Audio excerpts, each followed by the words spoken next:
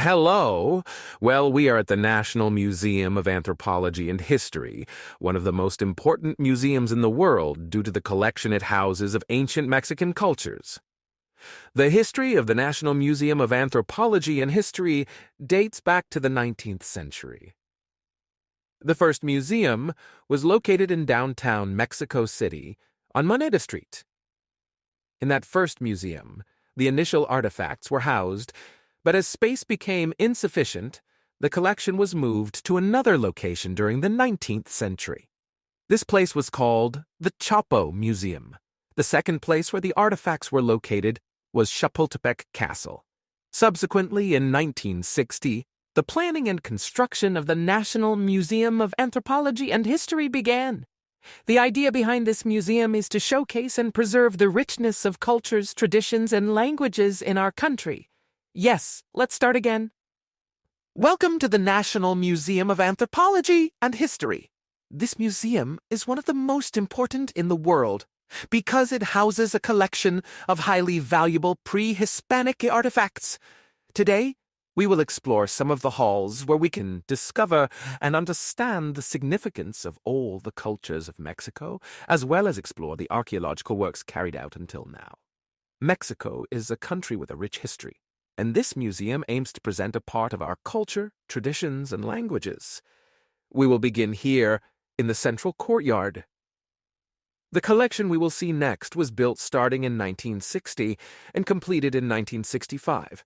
Through the architectural design, we can appreciate the effort to create harmony and connections with ancient cities and cultures. For instance, the fountain in front of us, known as the umbrella, is inspired by certain regions of Mexico where Mayan cities were located. The ceiba tree, depicted in the fountain, was sacred for pre-Hispanic cultures, symbolizing the connection between different levels of the world according to their cosmological beliefs: the underworld, the earthly plane, and the celestial plane, where gods resided. On the right side, we will start our journey in the first hall named the Settlement of America, where we will understand the evolution of humans on our continent. We are at the National Museum of Anthropology and History. We are just entering, and this is the beginning of our journey. Behind us, you can see the design of this space. Ahead of us is a fountain called the umbrella. In it, we will find symbols related to the cosmology of pre-Hispanic cultures of Mexico.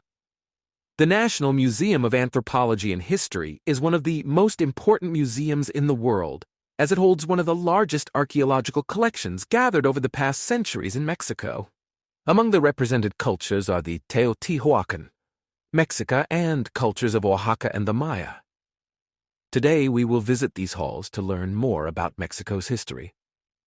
As for the museum's design, it is based on Mesoamerican architecture, including elements from Mayan and Mexica cultures. On the first floor, we will find everything related to archaeology and the artifacts displayed in these halls.